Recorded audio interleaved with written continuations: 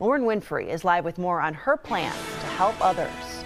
Annie, Lori, and Drew, they lived in this home, which they say is completely unlivable. And this is some pretty crazy stuff. The fact that the wind could just do this after 22 years without a line of duty death. Milwaukee police have now had 2 in 2 months. Today, the fire department went before committee right here at City Hall. I am becoming a Brewers fan on the bandwagon all the way. We're going to do this thing. Woo! It's gorgeous, for one. But Gone are the days of going to the library just to check out a book. I've got my hard hat on and all the gear. Being out here today, I got a really good idea of what communal heartbreak looks like. Hundreds of people gathered right here in the middle of 23rd Street. They prayed and then they marched, chanting justice for Justin Evans Jr. Bullets have taken away one of our sons, Justin. And our hearts are broken, Lord. Those broken hearts now gathered in the middle of 23rd Street near Nash. It's also here just yesterday. 6-year-old Justin Evans Jr. lost his life when he was struck by a stray bullet. I'm just tired of it. I'm just honestly tired of the gun violence. Angel Lewis is Justin's aunt. She says her nephew was visiting his grandmother before going on a fishing trip with his stepfather Saturday. Before he left, he got out the car to tell his mom bye, but Justin never made it past his grandmother's doorway. You saw all of those babies out there and you guys still chose to shoot. And they took away my 6-year-old nephew. It's so hard to cope with. I can't. Lewis's pain is part of why this community is presenting a united front. We want justice! We want justice! They're marching for justice for Justin Evans Jr. and peace for a city plagued by the pain of innocent children losing their lives to gun violence. If anybody has any leads about my nephew's killing, he honestly did not deserve that. And my sister did not deserve to watch her baby die in her arms. Lenny and the Brewers, they kind of go hand in hand. The Brewers bounced back from some midseason problems, and look where they are now. And Lenny has done some bouncing back of his own, and now he's looking forward to his big win. I'm a professional. A professional and a man who shows up ready to play ball. Lenny Zwick says he never wanted to wear his father of 3 needs a kidney shirt to a Brewers game back in April, but his wife Becky convinced him to do it, and he's glad he did. Just created a tidal wave of good fortune.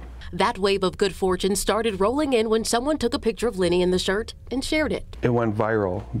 Within days, we went from getting 1 or 2 hits a week on our Facebook page to thousands. Eventually leading to a donor. After 2 years of dialysis and about 4 years on the waiting list, Lenny got the news just a couple of days ago when his transplant date is set for November 2nd. Did you cry, Lenny? I did, like a baby. Lenny's battle started in 2004 after a business trip to Africa.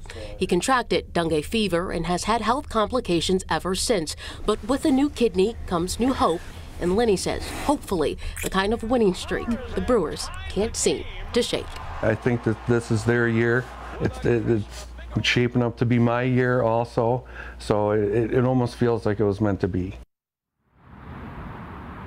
And Lenny says come November, he hopes both he and the Brewers are celebrating. And he says he also hopes this story inspires others to answer the call and become donors. Live outside of Miller Park, Lauren Winfrey, today's TMJ4. Great story, Lauren, thanks. This right here is what's left of that crash. And the father of 9 involved says he's lucky to be alive after that squad car plowed into him, leaving him with a serious head injury and a number of unanswered questions. A fractured finger, a head wound, and stitches above his eye. This finger numb, I'm getting a numb feeling all of my arm. Those are just a few of the injuries Jamal Tate walked away with after he was hit by a Milwaukee police squad car Wednesday night. I never seen him, never heard him, and all I looked up and seen was a car running into me. The crash happened around 10 p.m. near 44th and Locust when the squad car was rushing to assist with an arrest. Tate says he remembers the cars colliding, then violently sliding into a pole. He says he was traveling west on Locust and the officers were headed south on 44th,